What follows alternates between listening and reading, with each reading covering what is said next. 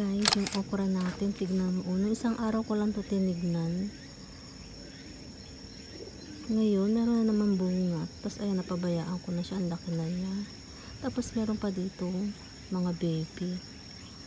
Grabe yung punong ito. Madalas siyang mamunga. Kunin na natin kasi baka matigas na ito. Mahirap kainin.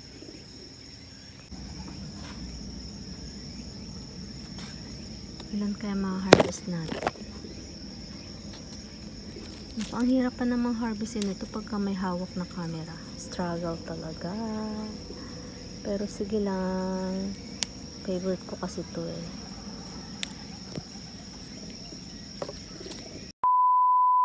Ayan guys, tatlo lang yung na-harvest ko. Hindi ko naman nakukunin ito. Ayan, hindi ko naman nakukunin ito kasi maliit pa siya. Tapos ito, baka bukas malaki na to. Tapos may mga baby pa oh. Ang galing naman ng puno ito. Ayan, tignan nyo guys, meron pa dito. Ayan, may mga bulaklak pa siya.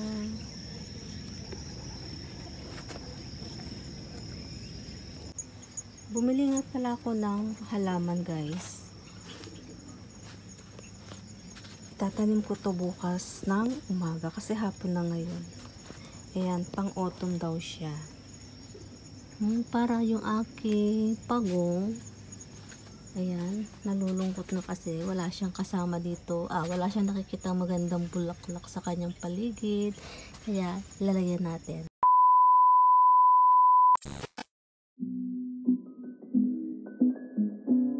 Salamat sa pagdaan guys.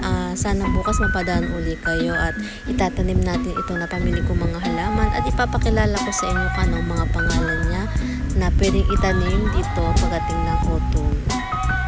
See you on my next vlog. Sayonara. Mata ni. Bye.